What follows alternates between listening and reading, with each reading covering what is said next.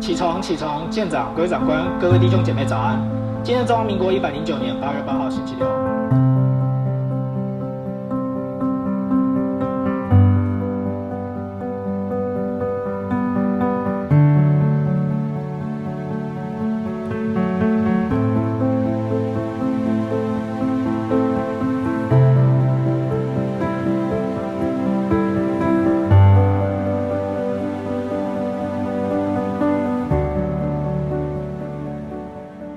我2个小孩，在生老大的时候在前线，对，也是重大操演。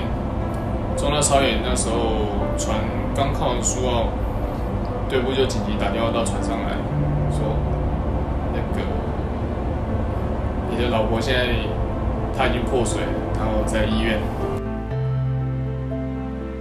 也是在我太太生产的前一刻，对，我也是。才赶到。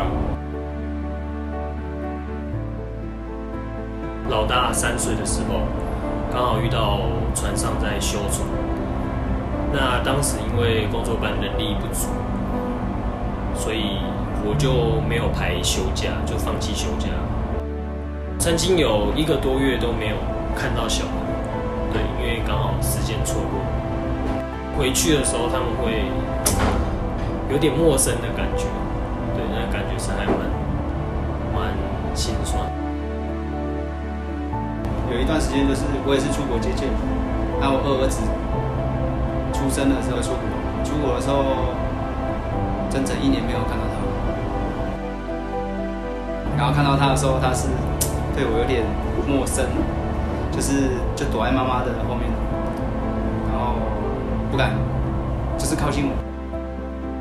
既然身为军人，那就是应该以保家卫国为首任。对家人、对小孩，就是会比较抱歉一点。对啊，那也谢谢老婆对我们不离不弃的照顾，而且体谅我们的工作，对啊，让我们能够在这种危险的工作环境，能够更全心全意的投入这样子。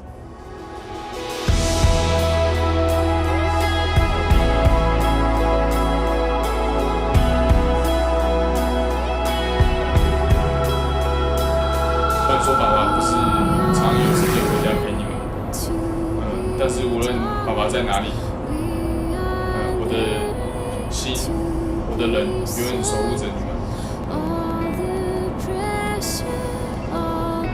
陈佑跟怡文，爸爸妈妈都在为这个国家工作，那很多重要的时间节点。没有办法陪伴到我们，要先跟你们说声抱歉。不管我们是在工作还是在家陪伴你们，我们心都是想着你们。当爸爸休假的时候，一定会常常回家，一定会陪伴你们，把时间都花在你们身上。